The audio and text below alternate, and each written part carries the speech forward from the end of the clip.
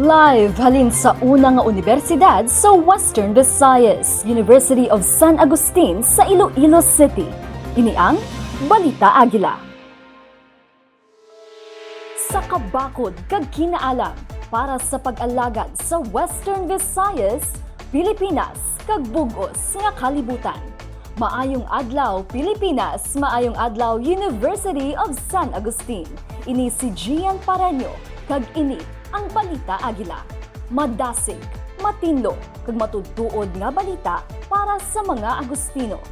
Kag para sa detalye sang mga balita, Pope Leo XIV, pinakauna nga Amerikano kag Agustino, ginhalal bilang ikaduha kagatos kag 67 nga Santo Papa. Yari si Dance Tinong para sa mga detalye. Dear brothers and sisters, I am happy to be with you in this, the first general audience of my pontificate. Si Cardinal Robert Francis Prevost ang napilian bilang ika-duha kagatos kag 67 nga Santo Papa sa Simbahan Katoliko Romano nga naghimo sang maragtas bilang unang Amerikano nga pontiff kag isa ka katapos ang Order of St. Augustine. Sang Mayo 8, tuig 2025, ang 69 anyos nga tumandok sang Chicago nga nag-alagad subong isa ka misyonero sa Peru kag nagpanguna sa gamhanan nga talatapan sa mga obispo sang Vatikano. Nagpili isang papan nga ngalan nga Leo XIV. Siya inaugurasyon nga pamulong-pulong gikan sa loggia sa St. Peter's Basilica. Si Pope Leo XIV nagpanawagan para sa paghiusa kag paghidait nga nagasiling, ang katawhan nagakinahanglan kay Kristo bilang taytay nga malabot sang Dios kag sang iya gugma. Ang pagtangdo kay Pope Leo XIV nagamarka sang isa ka importante nga tion para sa simbahan Katoliko nga nagasimbolo sang isa ka pagsamo sang Amerikano kag Latin Amerikano nga kabilin kag isa ka pangako sa pangkalibutanon nga paghiusa kag dialogo. Dance Joshua Tinong, Balita Agila.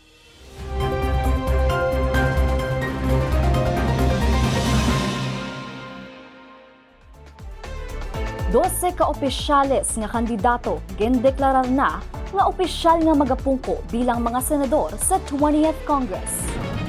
Natapos na sang Commission on Elections ang opisyal nga pag-isip sang boto para sa Senado kag ginproklama sang Mayo 17 nga kung sa diin ginpangunahan ni Senator Bongo nga may labaw 27 milyones ka boto.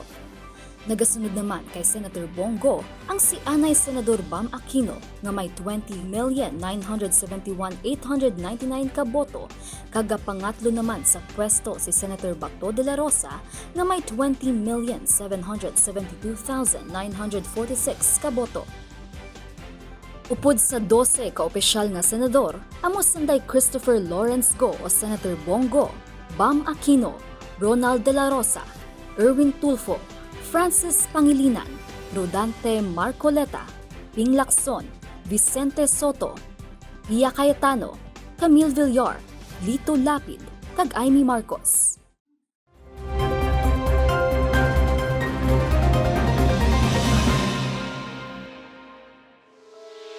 Kag para sa balita sa universidad, USA's COMEL nagproklamar sa mga nagdaog sa eleksyon sa universidad para sa academic year 2025-2026. Na magabalita, Dan Stino. Sa isa ka live broadcast sa University of San Agustin Student Commission on Elections sang Mayo 19, ang komunidad sa mga Agustino naghulat agud masaksihan ang formal nga proklamasyon sang bag-o nga napilian nga mga opisyales sa University of San Agustin Student Government. Ang eleksyon sa mga estudyante sini nga tuig nakakita man sa mabaskog nga partisipasyon nga ang turnout rate sa mga botante naglabot sa 51.22%. Yari ang mga nagdaog para sa ekotibo nga mga posisyon. President Zedric Win Cue, Vice President Internal Yasmin May Valdescona, Vice President External Joylyn Mijares, Executive Secretary Isabella Veronica Sorongon, Deputy Secretary Alexander Awit. Ini si Dance Joshua Tinong para sa Balita Agila. Madasig, matinlo, kung matudtuod nga balita para sa mga Agustino.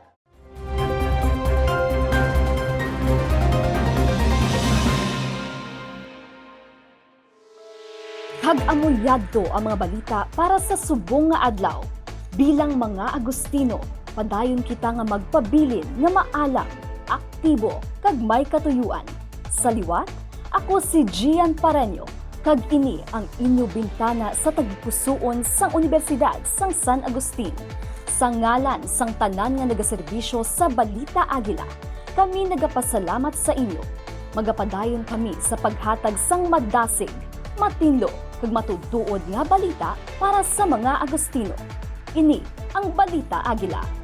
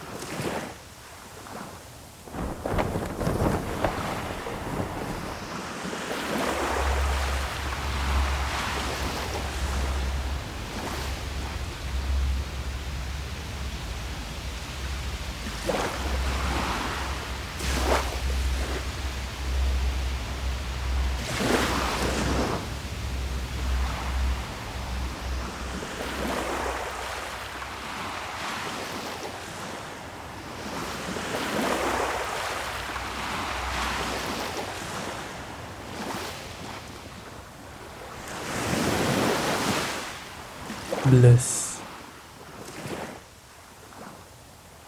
The bliss of not knowing.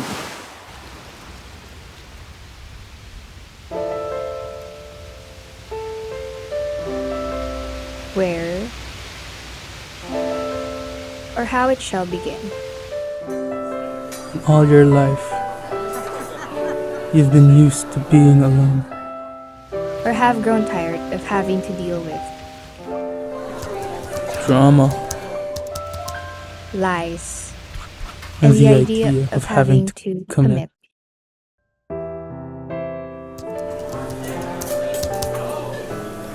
I remember how it hurts. I remember it to be a happy memory. Just happy to be free. To be given a chance to start something with someone.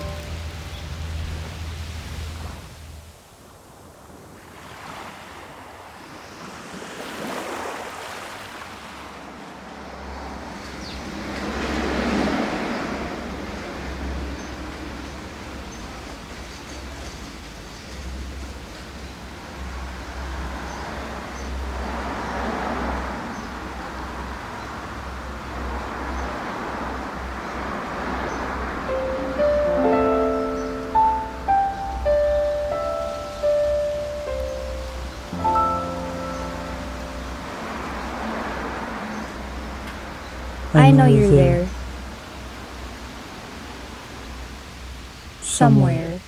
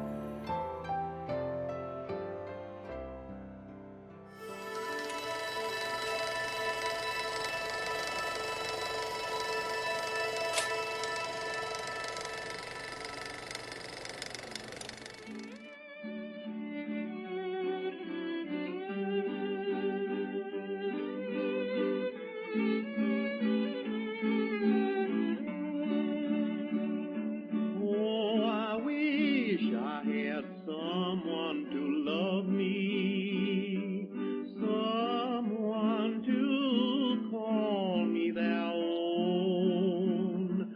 Oh, I wish I had someone to live with, 'cause I'm tired of being alone.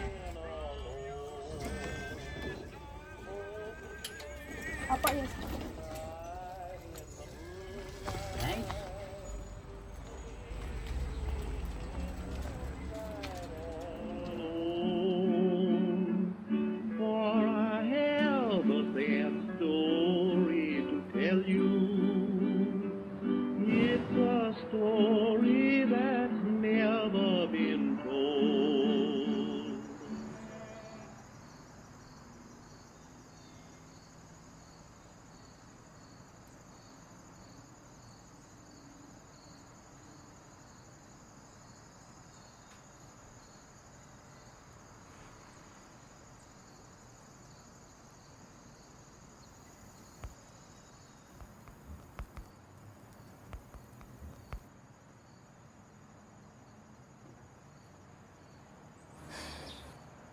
Ate Riz, answer the call.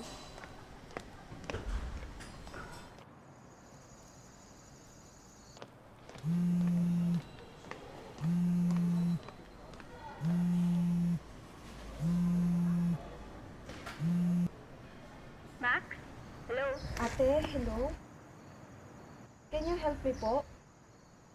Bilis, nasa labas na ko ng classroom ko. Ate, I think I'm lost. Lost? Paano ka lost? Saan ka? Sa Maharlika? Maharlika? Sa Maharlika Subdivision? Maharlika Subdivision? Eh, that's just in front of us naman. Eh, di tumawid ka? Eh, basta Hindi ko na alam. Just come back where you came from. It's that easy, Max. kaya nga ako tumawag eh. Kasi hindi ko nga alam. Nagsikat ka pala, tapos hiniyaan mo, i-drop off ka dyan. Lakad ka pabalik. Max? Max? Max, andyan ka pa ba? Max, I really have to go. My prof's here already. Sige na, Max. Text me na lang later, okay? Okay? Max, I'm so sorry, ha? Bye-bye, Max.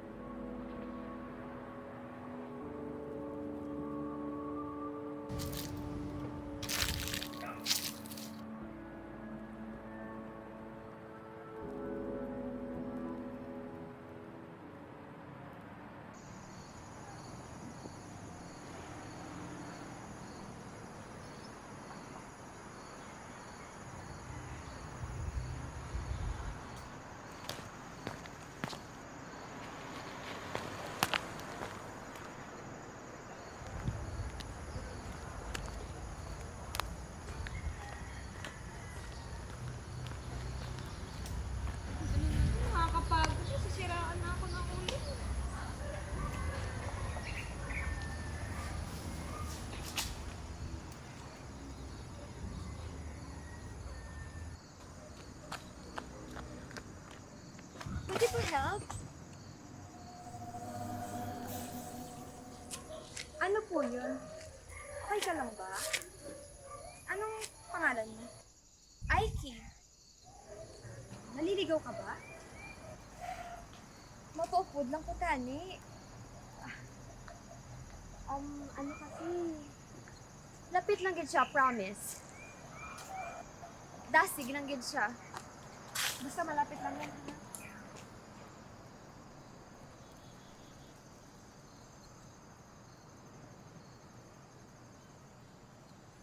So, ano palang meron? Cause you're dressed up real nice. Actually, birthday party sa friend ko. Taga-diri lang man siya. So you decided to lagaw outside? And then naligaw pa? May mga kasama ka ba? So, tagasan ka pala? La Paz. Hindi ka ba hinahanap ng mga kasama mo? Gusto ko na magpuli.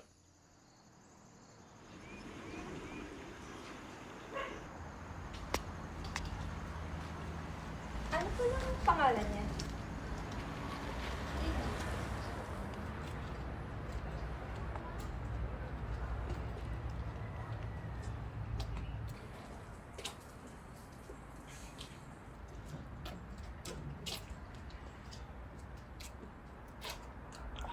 Wait lang. Aiki, diba?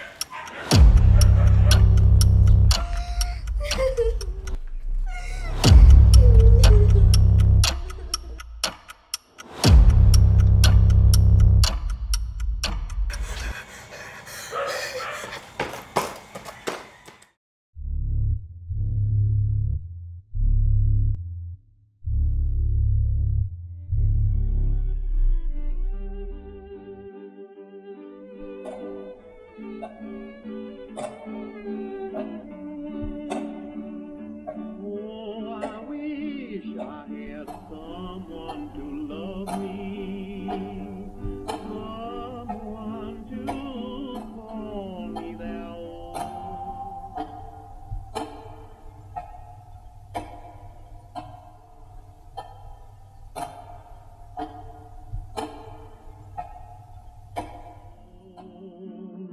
Oh, I wish I had someone to live with, 'cause I'm tired of living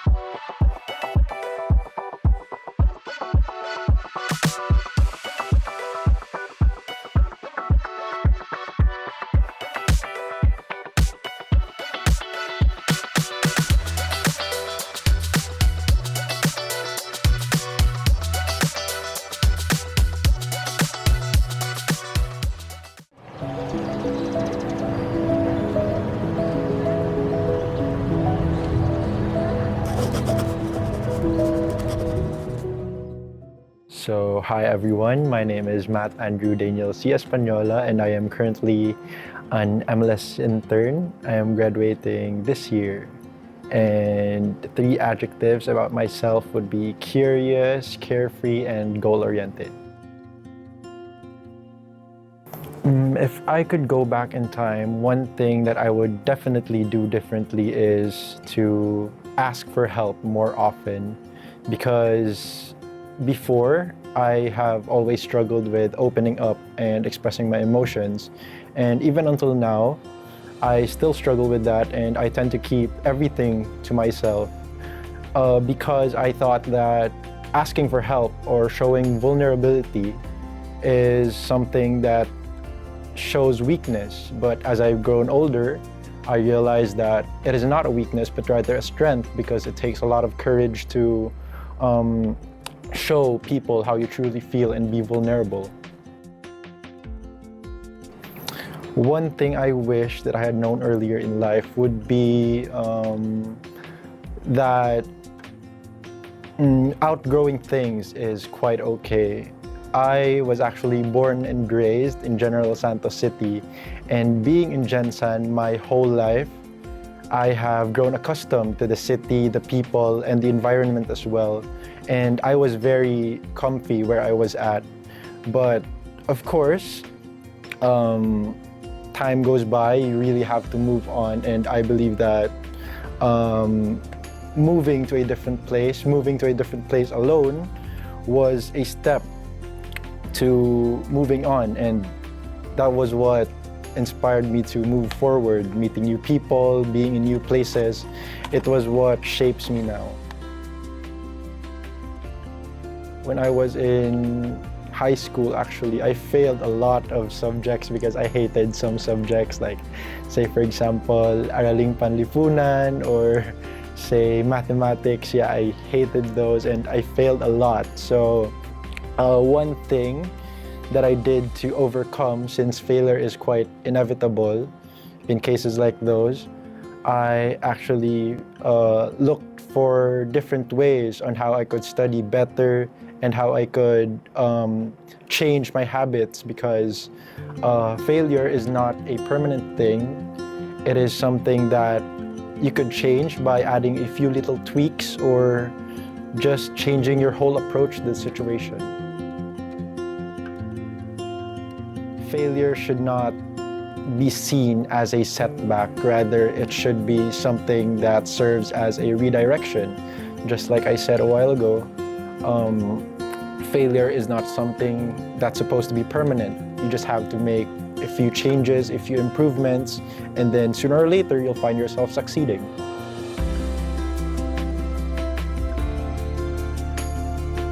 The Matt right now is actually less carefree and more objective in terms of having his own goals, because the Matt right now wants to be successful in life and wants to be great in the future.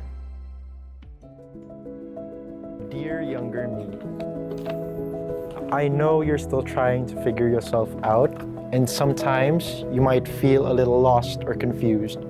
You might have dreams of being an astronaut or thought about pursuing sports. Spoiler, nag-medtech ka. But remember this, the things you struggle with today will shape who you're becoming. You'll face hard days, and sometimes you'll feel like you're not good enough. It's okay to take things one step at a time. You don't need to have everything figured out all at once. Like we always say, we'll get there eventually. Despite your go-with-the-flow mindset, I know you're nervous about what's ahead. Heads up, a few years from now, you'll be leaving the comfort of your home. You won't get to enjoy your mama's home-cooked meals anymore. So please, eat a lot while you're still there. There will be times when you feel lonely or when you doubt if you made the right choice. But you know everything will be all right. We'll always power through. That's just who we are. You'll grow in ways you never imagined. You'll learn to be semi-independent, to trust your instincts, and to open your heart to new experiences. So be kind to yourself, take it slow, and know that everything is going to be okay. You are going to do amazing things. Sincerely, Matt from the year 2025.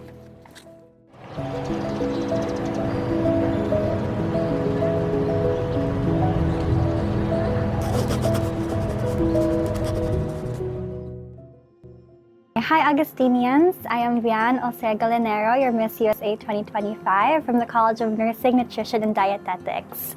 So a few fun facts you don't know about me is that I actually graduated high school from the School for the Arts. I majored in music voice for 4 years, and I was a performer before I became a nursing student. So most of my elementary and high school life was spent on performing and being on stage. And if I weren't here in the University of San Agustin, I would probably have taken up, I have probably been a music major in UP. So I really wanted to pursue a career in the performing arts, especially in music and performing, since that's what I've been wanting to do since I was a child, and that has always been my dream. But I'm very happy in the path that I'm currently taking, and if ever an opportunity comes up that I will be able to realize that dream, then I will be very happy to take that. I could go back in time. I think that one thing I would have done differently was siguro hindi ko mas scared na mag-take up sang risk, because I still am a very careful person. You know, before I decide on something, I usually think about it many times before I do something. So I think hindi ko mahambal na risk taker ko. So I think as young as I was before, gusto ko gitanit na mag-try new things.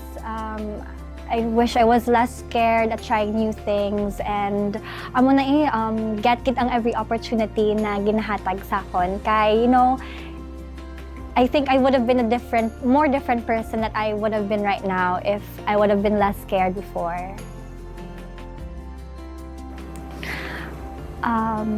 One thing I wish I would have known earlier, I think it's that's okay to fail, and that failing isn't scary. Kay, you know, I grew up in an environment na very pressured environment, since growing up in a school full of gifted kids. Though always in a competition, so I always tried na mag-strive to be the best in sa akon na personal na mga passions and dreams. And failure for me was not an option, gidya. So I was very strict with myself. I was very disciplined. I was very hard on myself, and I really wish na I would have been more kinder sa akon self, so that I could get to enjoy ang akon childhood, ang akon nga teenage days, and I would have been more carefree. Kaya I was very strict gid sa akon self. So tani mas na-enjoy ko pag gid ang akon nga younger days back then. My college life is very busy. Aside from the fact that I'm a nursing student, very kapoy siya mentally and physically. Not just sa academic na aspect, but you know, getting to work in the hospitals, especially sa mga government hospitals, public hospitals, and you know, being faced with the harsh realities of what healthcare really is sa Philippines. It's very sad gid nga makita nga amo ng states ang Filipinos nga healthcare should in the first place not be a privilege, since diba it's a right that we all should enjoy nga deserve sang tanan-tanan. So, you know, it's just really sad na magstorya ka sa patients, makita mo nga mga patients na hindi sila bakal sila nga bulong, kay they can't afford it, mga patients na sila lang mismo gakadto sa hospital. For me, ang mugid na siguro ang like one significant na lesson or takeaway ko sa whole 4 years ko diri. Being an Augustinian nurse really taught me to be more empathetic, to be more understanding, to become a people for others, and especially to become an advocate gidya for your patient. Kay damo gid ang injustice nga katabo sa atong subong. So it's really important to use our voice for good and to speak up for other people, especially to our patients. Okay, so I don't think many people know this, pero I joined Mr. and Miss USA back in 2022 and I did not win. I only placed first runner-up back then. And I was really frustrated since ang previous ka nagdaog, syempre champ to that time, we were winners, we were the title holders. So I was really pressured na i-win gid ang crown. And as somebody who hasn't lost pa sa mga pageants, it was really kind of a big slap on my face. So after that pageant, my heart was really shattered, but at the same time, I was still very determined and very hopeful na I know nga everything happens for a reason, gidya. And maybe it was not just my time back then, and at first, very difficult para i-accept. Pero as time went by, I mean, like with what I have achieved right now, though mas naging more meaningful siya ang ako nyo win because I used that loss, to fuel my passions, to become better, to learn from what I have done wrong in the past, and especially para ma-identify bala ang mga things or mga gaps sa aton nga need ta i-advocate for. So one example of that gid is our advocacy. Since we believe na basic life support rather is not just limited sa mga health professionals, but it's a skill that can be learned by anyone. So amo gid na amo nga gusto nga i-share nga i-advocate for to minimize ang mga health gaps and health disparities sa community by empowering people through education, through health education. So going back, I'm just really happy and I really understand now why that loss had to happen, bala, since I think my win now is it's more meaningful and I get to realize that dream with someone very close to my heart. So I'm just really happy na, although I did not win at first, but just like what Miss Pauline Amelink said, you can still reach your ultimate the second time around. Dear younger me, I know life has been very hard on you, but I want you to know how proud I am of you for choosing to rise above it. You may not see it yet, but beautiful things will happen to you. So keep on holding on and continue to shine bright by being your true self. I know that you may doubt yourself sometimes and think that you're unworthy of good things, but trust me, you are. You are worthy and you're capable, and never let anybody take that away from you. Believe in yourself, root in yourself.